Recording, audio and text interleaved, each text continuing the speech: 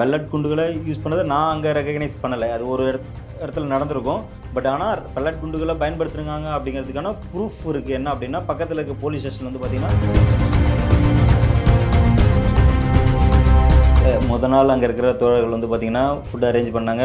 கொஞ்சம் தன்னார்வலர்களும் கொண்டு வந்து கொடுத்துட்டு இருந்தாங்க. அன்றைக்கி முதல் நாள் போனப்போ வந்து பார்த்திங்கன்னா, சண்டிகர்லேருந்து யாரோ ஒருத்தர் ஆன்லைனில் ஆர்டர் போட்டார். அங்கே ஆர்டர் போட்டு ஒரு நோட்டு, ஓகேவா, போராட்ட காலத்தில் இருக்கிற போராடுற மாணவர்களுக்கு இந்த உணவுகளை கொடுத்துருங்க.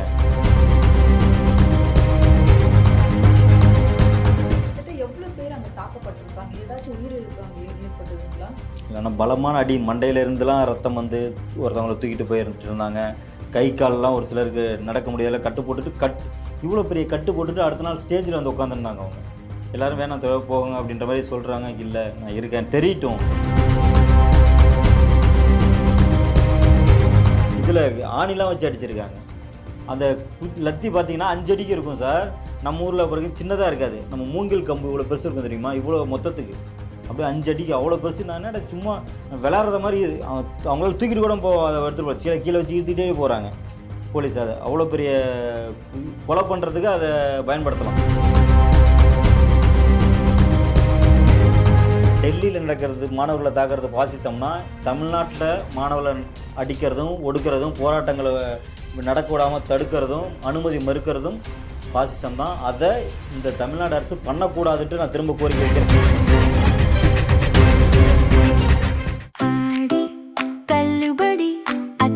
பேரும் அல்லம்படி 6 முதல் 60% வரை ஆடி தள்ளுபடியுடன் சூப்பர் சரவணா ஸ்டோர்ஸ், சென்னை, மதுரை, கோவை.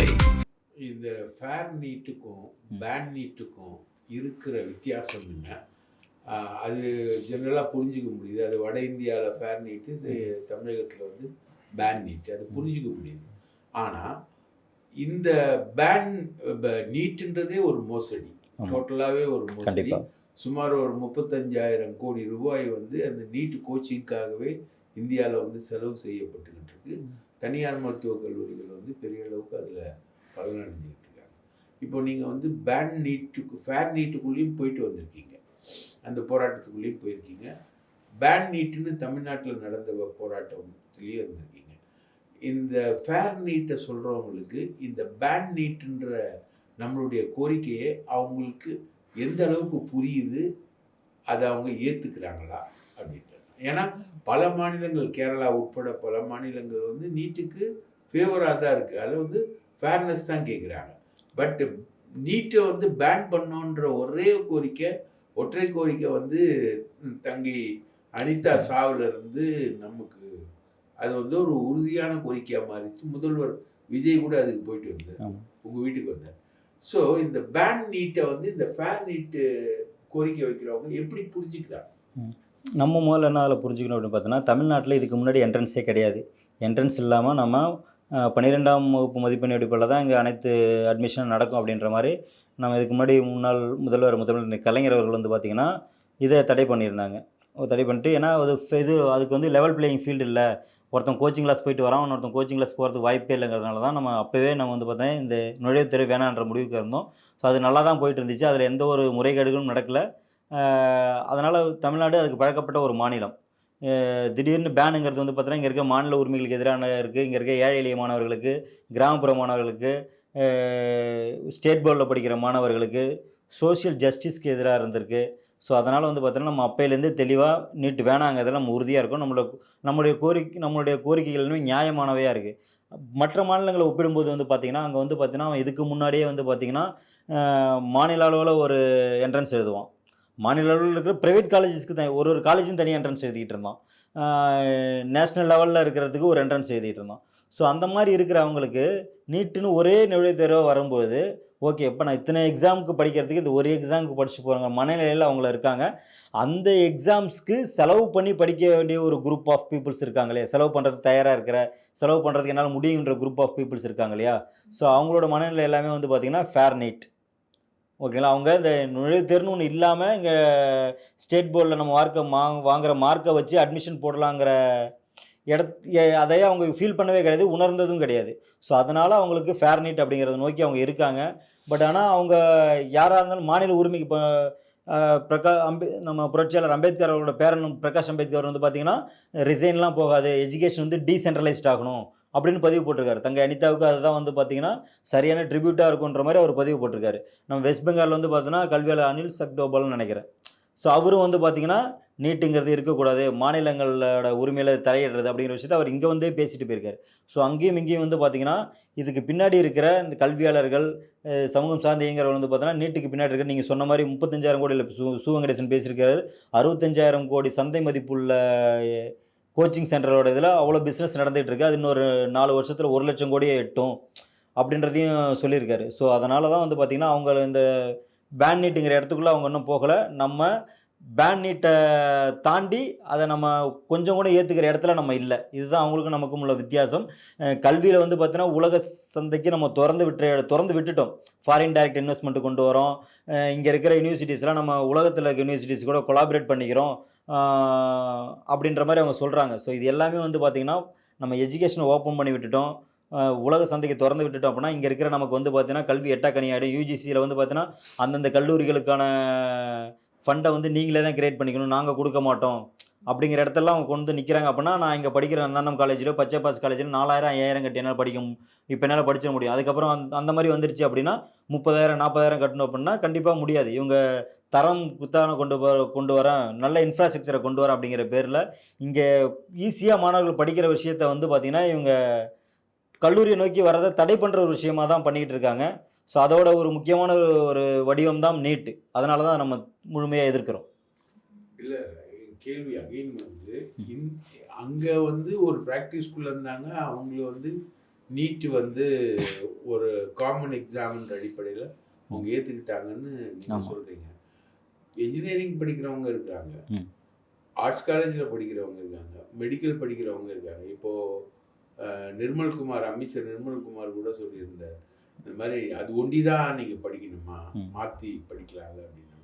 அது இல்ல கேள்வி என்னன்னா, இப்போ நம்ம பேன் நீட்ன்ற ஒரு விஷயத்துக்குள்ள வந்துட்டோம். ஆமா. அதுக்கான போராட்டத்தை ஆழமா ஊன்றி தமிழ்நாட்டுக்குள்ள பண்ணிக்கிட்டே இருக்கோம். ஆமா. தமிழக சட்டமன்றத்துல தீர்மானம் நிறைவேற்றப்பட்டிருக்கு. ஆமா. தமிழக சட்டமன்றம் நிறைவேற்றிய தீர்மானத்தை கவர்னர் நிராகரிச்சிருக்காரு. ஜனாதிபதிக்கு போயிருக்கு. ஜனாதிபதியும் அதை ஏத்துக்கல. நிராகரிக்கிறேன்னு சொல்லியிருக்காங்க. ஸோ அந்த அளவுக்கான ஒரு போராட்டம் என்பது தமிழகத்துல இருக்கு. இப்போ நம்மளோட இந்த பேன் நீட்ன்ற இந்த கான்செப்ட் ஃபேர் நீட்டுக்காக போராடுற தீப்கே மாதிரி, அபிஜித் தீப்கே மாதிரி, சௌரவ் மாதிரி ஆட்களுடைய அவங்களுடைய அந்த போராட்ட முறைக்குள்ள நம்மளுடைய போராட்ட முறைகளை அவங்க அண்டர்ஸ்டாண்ட் பண்றாங்களா? நம்மளுடைய கோரிக்கையை நியாயம்னு நினைக்கிறாங்களா? இல்ல கண்டிப்பா நியாயம் தான் நினைக்கிறாங்க. ஏன்னா ஒவ்வொரு மாநிலங்களுமே வந்து பார்த்தீங்கன்னா, தேர்வு நடத்துறதுக்கான ஒரு விஷயத்த உண்டு பண்ணுங்கிறது அவங்களோட பேச்சுவாவே அங்க இருக்குது சொல்லப்போனா. நான் அங்க போய் தெளிவாவே இத பேசியிருந்தேன். இப்போ ஒரு சின்ன தவறு நடந்தா 25,00,000 மாணவர்கள் இந்தியா முழுக்க பாதிக்கப்படுறாங்க நீட் தேர்வால. ஸோ அதனால வந்து பார்த்தீங்கன்னா, இத கல்விய மாநில பட்டியலுக்கு மாத்துனா மட்டும் தான் இதுலேருந்து நமக்கு ஒரு விடிவு காலம் கிடைக்கும் அப்படிங்கிறத நம்ம சொல்லியிருக்கோம். அவங்க வந்து இனிஷியலா தான் ஒரு அக்கவுண்டபிலிட்டிக்காக மட்டும் தான் நம்ம தர்மேந்திர பிரதான் வந்து பதவி விலகணும்னு சொல்றாங்களே ஒழிய, அவங்களுக்கு அந்த நீட் தேர்வில் நடக்கிற தவறுகள் தெரியுது. தொடர்ச்சியா நடந்துகிட்டே இருக்கிறது தெரிய வருது. ஸோ கண்டிப்பா நான் எப்படி அவங்களுக்குன்னு ஒரு அநியாயம் நடந்திருக்கு. நீட் தேர்வுல பேப்பர் லீக் நடந்திருக்கு. அது எனக்கும் நடந்தது தான்.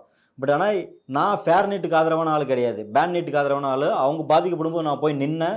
நம்மளோட ஆதரவு குடுத்தேன். அதே மாரி நம்ம பாதிக்கப்படுறங்கிற விஷயத்த அவங்களுக்கு நம்ம இன்னும் உணர்த்த வேண்டிய அவசியம் இருக்கு. அத நம்ம உணர்த்ததுக்கான முயற்சிகள பண்ணுவோம். கண்டிப்பா நம்மளோட பேன் நீட் போராட்டத்துக்கும் அவர்கள் வந்து துணை நிப்பாங்க. எங்களுக்கு ஃபேர் நீட் வேணும்னா, அவங்களுக்கு பேன் நீட்னா, அந்த பேன் நீட் ஏத்துக்கங்கிற இடத்துக்கு அவங்கள நம்ம கொண்டு வருவோம். கண்டிப்பா வருவாங்க. இதுக்கு இடையில வர்றது ஒரே ஒரு குவார்டர் தான். ம். தமிழ்நாட்டுக்கு மட்டும் நீட்ல இருந்து விதிவிலக்கு வேணும் ம். அப்படின்றத நம்மளுடைய டிமாண்ட். நம்ம சட்டமன்ற ரெசல்யூஷனும் அதான். ஆமா. தமிழ்நாட்டுக்கு மட்டும். அது ஒரு பீரியட் வரைக்கும் தமிழ்நாட்டுக்கு அதுல எக்ஸம்ஷன் கொடுக்கப்பட்டே வந்துகிட்டு இருந்தது. ம். நீட் எக்ஸாம்ல தமிழ்நாடு விலக்கப்பட்டுக்கிட்டே இருந்தது. இப்போ இந்த மாதிரி ஒரு ஃபார்முலாவை நீங்க நீட்டை வச்சுக்கோங்க, அந்த ஃபேர் நீட்டா வச்சுக்கோங்க, அன்ஃபேர் நீட்டா கூட வச்சுக்கோங்க. அதுல வரக்கூடிய விஷயங்களை நீங்க போராடுங்க. ஆனா எங்களுக்கு ஒரு எக்ஸம்ஷன் கொடுங்க. நாங்க இதுக்குள்ள வரல. கல்வியை மாநில பட்டியலுக்கு கொண்டு வரணும்ன்றது வந்து ஒரு ஜெனரலைஸ்டு தீர்வு. ஆமா. ஆனா அதோட இம்மீடியட் தீர்வு வந்து தமிழ்நாட்டுக்கு நீட்ல இருந்து எக்ஸம்ஷன் கொடுக்கணும்ன்றது. இது எங்கேயாவது நீங்க உங்க ஆர்குமெண்ட்ல புரிய வச்சிருக்கீங்களா உங்களுக்கு? அதான் இப்போ ஒவ்வொரு மாநிலங்களுக்கும் ஒரு போர்டு எக்ஸாம்ஸ் இருக்கு. ஸோ அது சிபிஎஸ்சி சிலபஸில் நடந்துகிட்டு இருக்குது. ஸோ அதனால் வந்து பார்த்திங்கன்னா நம்ம அதை இங்கே இருக்கிறவங்க அதில் ஈக்குவலாக போட்டி போடுறதுக்கான ஒரு வாய்ப்பே இல்லை. சமமான கல்வி முறைகள் இங்கே கிடைக்கல, சமமான கற்றல் வாய்ப்புகள் இங்கே கிடையாது. நான் உங்கள்கிட்ட தெளிவாக அந்த ஒரு விஷயத்த சொன்னேன். டெல்லியில் படிக்கிறவனும் அஸ்ஸாமில் படிக்கிறவனும் சமம் கிடையாது. ஸோ அதனால் நம்ம இந்த நீட் ஃபேர் நீட்டுங்கிறத தாண்டி நம்ம பேன் நீட்டை நோக்கி போகணுங்கிறத ஸ்டேஜில் இதை நான் பேசின பேச்சு. அங்கே போயிட்டு இந்த விஷயம் இதை சொல்லி தான் நான் பேசினேன். அஸ்ஸாமில் படிக்கிறவங்களும் டெல்லியில் படிக்கிறவங்களும் ஒரே ஈக்குவலாக வச்சு பார்க்க முடியாது. ஆனால் நீட் அந்த மாதிரி கண்ணோட்டத்திலாம் அணுகுது. ஸோ அதனால் அது தேவையில்ல. அதை ஒன்று நான் ஒவ்வொரு ஸ்டேட்டுக்குன்னு ஒரு லெஜிஸ்லேச்சர் இருக்குது. அது வந்து அந்த மக்களோட உணர்வுகளையோ அவங்க மக்களோட விருப்பத்தையோ பிரதிபலிக்கிற ஒரு விஷயம். அதே மாதிரி நம்ம இங்கே நம்ம மக்களோட உணர்வுகளை, நம்மளோட மாநில உரிமைகளை யுனானிமஸாக நம்ம பில் பாஸ் பண்ணி அமைச்சிருக்கோம். ஸோ நம்ம தமிழ்நாட்டுக்கு மட்டும்தான் விலக்கு கேட்க முடியும். அந்த மற்ற மாநிலங்களுக்கு இதனால் இந்த மாதிரியான விளைவுகள்லாம் ஏற்படும் அப்படிங்கிறத நம்ம சொல்ல முடியும், உணர்த்த முடியும். நம்ம தமிழ்நாடு சிஎம் அவர்கள் வந்து பார்த்தோன்னா மற்ற மாநிலங்களுக்கு கடிதமாகவே இதை எழுதலாம். ஏகே ராஜன் கமிட்டி அறிக்கையை நம்ம ஃபாலோ பண்ணி ஏன்னா டிஎம்கே பிரிவில் வந்து பார்த்தோன்னா பல மொழிகளில் மொழிபெயர்க்கப்பட்டது. ஸோ அதை நம்மளாம் வச்சு மற்ற மாநிலங்கள்கிட்ட ஆதரவையும் கோரலாம். ஓகேங்களா? அவங்க இது மாநில உரிமையில் சம்மந்தப்பட்டது, எங்களுக்கு இதனால் இது இருக்குது, நாங்கள் நீட் விலக்கு கேட்குறோம், எங்களோட நீட் விலக்கு கோரிக்கையை நீங்கள் ஆதரிங்க. உங்களுக்கு இதனால் இந்த மாதிரியான பிரச்சனைகள்லாம் பிற்காலத்தில் கண்டிப்பாக வரும். இது வந்து இங்கேருந்து இது மருத்துவத்தை சிதைக்கிற ஒரு வேலையாக அமையும். அதுக்கான சூழல் இப்போ தமிழ்நாட்டில் வர ஆரம்பிச்சு. இன்னும் கண்டிப்பாக 4-5 வருஷத்தில் நம்ம கண்டிப்பாக ரியலைஸ் பண்ணுவோம். அரசு மருத்துவமனையில் போகும்போது நம்ம இங்கே இருக்கிற டாக்டர்ஸ் பற்றாக்குறை நம்ம கண்டிப்பாக உணர்வோம். இப்போயுமே வந்து பார்த்திங்கன்னா நம்ம 50% சர்வீஸ் கோட்டா சீட்டையே நம்ம திரும்ப அங்கே ஒப்படைக்கிற நிலைமைக்கு வந்துருச்சு.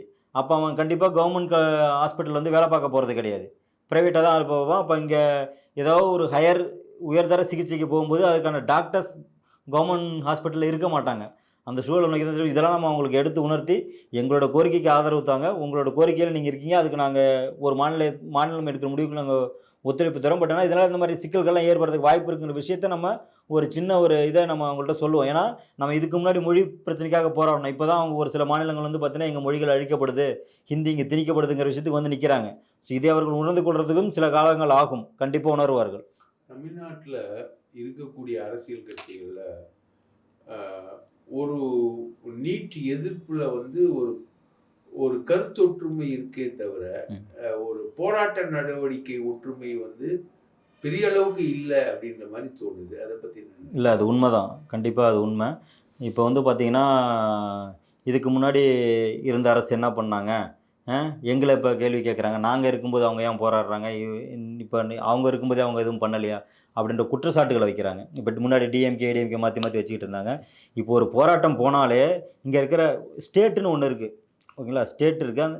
நம்ம இங்கே இருக்கிற ஸ்டேட்டை கூட நம்ம எதிர்த்து கேள்விகள் முன்வைக்கலை. அவங்க போராடுற மாணவர்களை தாக்குறாங்கும்போது தான் இங்கே இருக்கிற மாணவர் அமைப்புகள் காவல்துறை நோக்கி கேள்வி கேட்குது, அரசை நோக்கி கேள்வி கேட்குறது, விமர்சனங்கள் வைக்கிறது. ஸோ அதை வந்து பார்த்தீங்கன்னா இங்கே இருக்கிற அரசுக்கு எதிராக போராடுறாங்கன்ற மாதிரியான விஷயத்தை இது பண்ணுறாங்க. அதுக்கு அவங்க என்ன கொண்டு வராங்கன்னா திமுக தூண்டி விடுது இந்த போராட்டத்துக்கு அப்படின்ற மாதிரி பேச ஆரம்பிக்கிறாங்க. ஸோ இந்த மாதிரியான போக்கு வந்து தமிழ்நாட்டு உரிமைகளில் நல்லது கிடையாது. ஒட்டுமொத்த அரசியல் கட்சிகளும் நீட் பாஜகவை தவிர்த்து நீட் விலக்கு அப்படிங்கிறதுல ஒற்றை கோரிக்கையில் இருக்காங்க.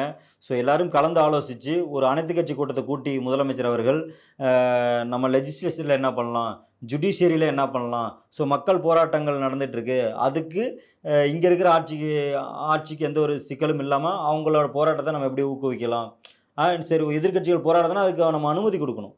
அனுமதி கொடுத்தா தான் சரி இங்கே ஒரு சிக்கல் இருக்குங்கிறத நம்ம ஒன்றிய அரசுக்கு புரிய வைக்க முடியும். ஸோ இது எல்லா தரப்புலையுமே ஒரு ஒற்றுமையாக இருந்தால் மட்டும்தான் நம்ம நீட் விலக்கை எளிதாக வாங்க முடியும்.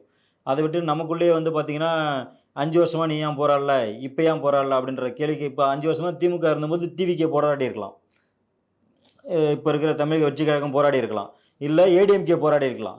ஏடிஎம்கேவே நான் இதில் கூப்பிட்றேன். அவங்க தான் இங்கே நீட் வர்றதுக்கு காரணமான ஒரு நபர், தடுக்க தவறிய ஒரு நபர். எந்த ஒரு விஷயத்தையுமே நம்ம மாநில உரிமைகளை விட்டு கொடுக்கறதுக்கு முன்னாடியே நம்ம தடுத்துடணும்.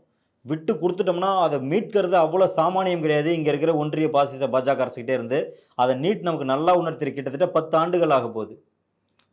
ஓகேங்களா? இன்னமும் நம்ம அதுக்காக போராடிக்கிட்டே தான் இருக்கோம். நம்ம அப்பயே தடுத்து நிறுத்திருந்தோம்னா இந்த போராட்டத்துக்காக நம்ம விரயங்கள் எல்லாமே நம்மளோட வளர்ச்சியை நோக்கி போயிட்டு இருந்திருக்கும், தமிழ்நாட்டை வளர்ச்சி நோக்கி போயிட்டுருக்கோம். அதை உணர்ந்து ஒட்டுமொத்த கட்சிகளும் அரசு வேற இங்கே இருக்கிற கட்சி வேறு அப்படிங்கிறத இங்கே ஆட்சியில் இருக்க அரசும் உணர்ந்து அவங்களுமே போராட்டத்தை முன்னெடுக்கலாம். ஒன்றும் இங்கே இதுக்கு முன்னாடி ஆட்சியில் இவங்க போராடாமலாம் கிடையாது. இதுக்கு முன்னாடி ஆட்சியில் வந்து பார்த்தீங்கன்னா, துணை முதலமைச்சராக இருந்த உதயநிதி அவர்கள் கூட வந்து பார்த்தீங்கன்னா, ஒரு நாள் உண்ணாவிரதம் போராட்டம் இருந்தார். இதுக்கு முன்னாடி எம்ஜிஆர் அவர்களே வந்து பார்த்தீங்கன்னா, நமக்கு உரிய அரிசி ஒதுக்கீடு பண்ணலன்றலாம் உண்ணாவிரதம் இருந்தாங்க. கலைஞர் அவர்களும் வந்து பார்த்தீங்கன்னா, அப்போ கூட்டணி ஆட்சியிலே இருந்தாங்கன்னு நினைக்கிறேன். கூட்டணி ஆட்சியில் இருக்கும்போது 2009 உண்ணாவிரதம் இருந்தார். ஸோ அதனால் நமக்கு சட்டம் வழங்கியிருக்கிற, நமது கான்ஸ்டியூஷன் வழங்கியிருக்கிறத பொறுத்து நம்ம போராட்டங்களை அரசே கூட முன்னெடுக்கலாம். அதை உணர்த்தலாம். நம்ம இங்கே அரசு, ஒட்டுமொத்த அரசுமே அதுக்கு எதிராக இருக்குங்கிறத உணர்த்தணும். இங்கே இருக்கிற ஒன்றிய பாஜக அரசை நம்ம எதுக்கிறதுக்கு தயாராக இருந்தால் மட்டும்தான் நம்ம அதில் வெற்றி பெற முடியும். யுனானிமஸாக எல்லாரும் எப்படி பில் பாஸ் பண்ணணும், அது மாதிரி யுனானிமஸாக எல்லாரும் போராட்டத்தில் கலந்துக்கணும். ஆனால் இங்கே போராடக்கூடிய மாணவர்கள் வந்து தாக்கப்பட்டிருக்காங்க தமிழ்நாட்டில். அப்படி ஒரு புகாரும் வந்துகிட்டு இருக்கு. இல்லை, உண்மையிலுமே அது வருந்தத்தக்கது இப்போதைய சூழலில். ஏன் அப்படின்னு பார்த்தீங்கன்னா, கண்டிக்கத்தக்கது தான். நான் ஏன் சொல்கிறேன்னா, இவங்க நீட்டை, எனக்கு அது கொஞ்சம் கோபம் தான். அந்த அப்போது நம்ம என்ன சொல்லணும், இதுக்கு முன்னாடி டெல்லியில் அடிக்கிறது வந்து பாசிசம் நடக்குது அப்படி நானே நிறைய டைம் பாசிச பாஜகன்னு சொல்லிகிட்டு இருக்கேன். நம்ம முதலமைச்சருமே வந்து பார்த்தீங்கன்னா கேள்விகள் எழுப்பியிருக்காரு. அங்கே டெல்லியில் நடக்கிறது மட்டும் பாசிசம்னா இங்கே நடக்கிறது என்ன அப்படின்னா, அதை தான் அதே கொஸ்டினை தான் நம்ம திரும்ப கேட்குறோம். டெல்லியில் நடக்கிறது, மாணவர்களை தாக்குறது பாசிசம்னா, தமிழ்நாட்டில் மாணவர்களை அடிக்கிறதும் ஒடுக்கிறதும் போராட்டங்களை நடக்க விடாமல் தடுக்கிறதும் அனுமதி மறுக்கிறதும் பாசிசம் தான். அதை இந்த தமிழ்நாடு அரசு பண்ணக்கூடாதுன்ட்டு நான் திரும்ப கோரிக்கை வைக்கிறேன். ஏன்னா இந்த கோரிக்கை வந்து உங்களுக்கு எதிரான கோரிக்கை கிடையாது. நீங்கள் சொன்ன கோரிக்கை அரசு ஆதரிக்கிற ஒரு கோரிக்கை, நீட்டு விலக்குங்கிறது. ஸோ உங்களுக்காக தான் மக்கள் போராடுறாங்க. விஜய் அண்ணாவோட தம்பி தங்கைகளுக்காக தான் இந்த போராட்டம் நடக்குது. ஸோ இது விஜய் அண்ணாவோட தம்பி தங்கைகளும் உணர்ந்துக்கணும் எதுக்காக போராடுறாங்க அப்படிங்கிறத. ஒன்றிய அரசு நோக்கி தான் நம்மளுடைய அனைத்து போராட்டங்களும் இருக்குது. நம்மளோட கோரிக்கை நீட்டு விலக்கு ஒன்றிய அரசு தான் வைக்க முடியும். அதை இங்கே இருக்கிற அரசு உணர்ந்து போராட்டங்களை வந்து ஒடுக்கிற வேலைகளை பார்க்கக்கூடாது. கண்டிப்பாக போராட்டங்கள் வெற்றி பெறும். அது மாணவர் போராட்டம் நிச்சயம் வெற்றி பெறும். இப்போ இந்த போராட்டம் பத்தி எல்லாமே சொல்லிட்டீங்க. இப்போ இந்த நீட்டோட எதிர்காலம் எப்படி இருக்கும்? கண்டிப்பாக நம்ம இது கான்ஸ்டியூஷன் சம்மந்தப்பட்ட ஒரு விஷயந்தான். ஏன்னா ஒரு போராட்டம், ஒரு மாநில உரிமைகளுக்கான ஒரு போராட்டமாக இருக்குது, சமூக நீதிக்கான ஒரு போராட்டமாக இருக்குது. அதை தமிழ்நாடு ஆரம்பித்தது. கண்டிப்பாக தமிழ்நாடு அதில் வெற்றி பெறும். வெற்றி பெற்றால் அது மற்ற மாநிலங்களுக்கு ஒரு பெஞ்ச் மார்க்காக அமையும். இந்த போராட்டம் இன்னொரு விஷயத்தையுமே இங்கே உணர்த்திருக்கு. ஸோ மாணவர்கள் ஒன்றிணைஞ்சால் இங்கே எந்த ஒரு அரசாக இருந்தாலுமே அதை பின்வாங்க வைக்க முடியும், மாணவர்கள் கோரிக்கையை ஏற்க வைக்க முடியும் அப்படிங்கிற ஒரு நம்பிக்கையை கொடுத்துருக்கு. அது இங்கே இருக்கிற ஒன்றிய அரசுக்கு மட்டும் கிடையாது, இந்தியா முழுக்க இருக்கிற மாநில அரசாங்களுக்கும் அது பொருந்தும். கண்டிப்பாக மாணவர்கள்லாம் ஒன்று சேர்ந்தால் நமக்கு அது மிகப்பெரிய ஒரு நெருக்கடி அப்படிங்கிற விஷயத்த இங்கே இருக்க ஆளும் வர்க்கத்துக்கு உணர்ந்திருக்கு. கண்டிப்பாக மாணவர்கள்லாம் ஒன்று சேர்ந்தால் நம்மளோட உரிமையை வந்து பாதுகாக்க முடியும், உரிமையை காப்பாற்றிருக்க முடியும் அப்படிங்கிற நம்பிக்கை வந்து பார்த்திங்கன்னா மாணவர்களுக்கும் ஏற்பட்டிருக்கு. அது இங்கே நீட்டுங்கிற ஒரு விஷயத்தால் ஏற்பட்டிருக்கு. கண்டிப்பாக இது நமக்கு மாணவர்கள் கிடையாது, அனைவர்களுக்கும் ஒரு அநீதியான விஷயம் நடக்கும்போது போராட்டம் மூலம் வெல்ல முடியுன்ற ஒரு நம்பிக்கை இருக்குது. அரசுமே வந்து பார்த்திங்கன்னா இதை உணர்ந்து ஒரு பயம் இருக்கும் அவங்களுக்கு கண்டிப்பாக. ஸோ அந்த மாதிரியான ஒரு விஷயத்தை இது கொண்டு வந்திருக்கு. ஸோ அதனால் ரெண்டு பக்கமுமே வந்து பார்த்திங்கன்னா ஒரு ஜனநாயகமான ஒரு வழிமுறையை ஃபாலோ பண்ணுறதுக்கான ஒரு தளத்தை இது அமைச்சு கொடுத்துருக்கதா நான் பார்க்குறேன். ரொம்ப நன்றி சார். எங்கள் அரங்கத்துக்கு வந்திருந்து உங்களுடைய அனுபவங்களையும் உங்களுடைய பார்வைகளையும் பகிர்ந்து கொண்டதற்கு நியூஸ் டைம் டிஎன் சார்பாக மனமார்ந்த நன்றியை தெரிவிச்சுக்கிறேன். Thank you sir, thank you very much. வணக்கம்.